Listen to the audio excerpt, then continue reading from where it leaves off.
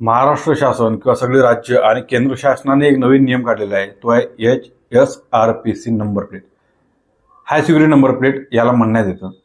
आणि ह्या हाय security number plate कशासाठी लावलेल्या आहेत तर वाहनांची सुरक्षितता अजून वाढावी, पोलिसांना चांगली मदत व्हावी, चांगले फाईन फाडता यावे, कोणी जर चुकी केली तर लगेच पकडण्यात यावं, वाहन जर चोरीला गेलं तर ते लगेच मिळावं, यासाठी हा मिळालेल्या किंवा ही काढलेला नवीन कायदा आहे.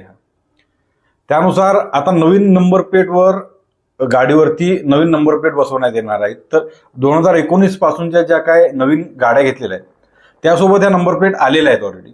पण ज्या काय जुन्या गाड्या आहेत त्यावरती आता हे नंबर प्लेट बसवायचे.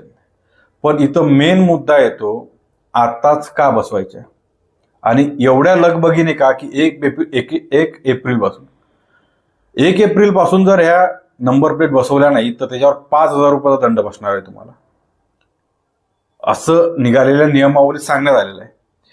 म्हणजे तुम्ही बसवायचाही जबरदस्तीने, नाही बसवला त्यावर तुम्हाला फाईन सुद्धा बसणार. नंबर प्लेट बसवल्यावर सुद्धा पोलीसवाले तुमचे फोटो काढून बरेच वेळा चुकीचे फाईन मारताना दिसतात, त्याचे व्हिडिओ सुद्धा बरेच वेळा व्हायरल झालेले आहेत. हे प्रकरणं अजून वाढतील का, त्याची खात्री कोण घेणार, त्याची जबाबदारी कोण घेणार?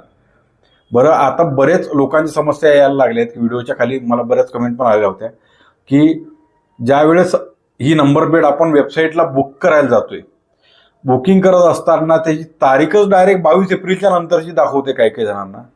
मग त्यांना बुक करायची आहे तर त्यांना 1 तारखेपासून जर दंड लागला त्याला जबाबदार कोण? सरकार त्या दंडाचे पैसे देणार आहे का? खरं तर ज्यावेळेस काही नियम काढले जातात ते जनतेच्या भल्यासाठी काढले जातात. काही नियम जनतेनं एका सुरळीत रेषेत नियमात चालवण्यासाठी काढलेले असतात, पण ते नियम जनतेला विश्वासात घेऊन काढलेले असतात किंवा काढायला पाहिजे असतात, कारण ते जनतेसाठी असतात. या नियमात बऱ्याच त्रुटी आहेत आणि त्रुटीपेक्षा जास्त हा एखादा व्हाईट कॉलर घोटाळा असल्यासारखं मला जाणवतंय. खरं तर राज्यात 3 ते 4 कोटी वाहनांची संख्या आहे.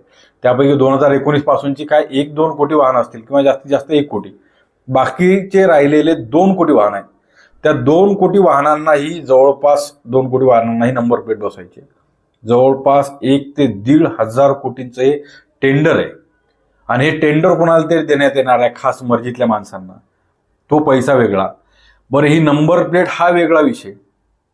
त्याला फिटिंगसाठी वेगळे पैसे द्यावे लागणार आहेत.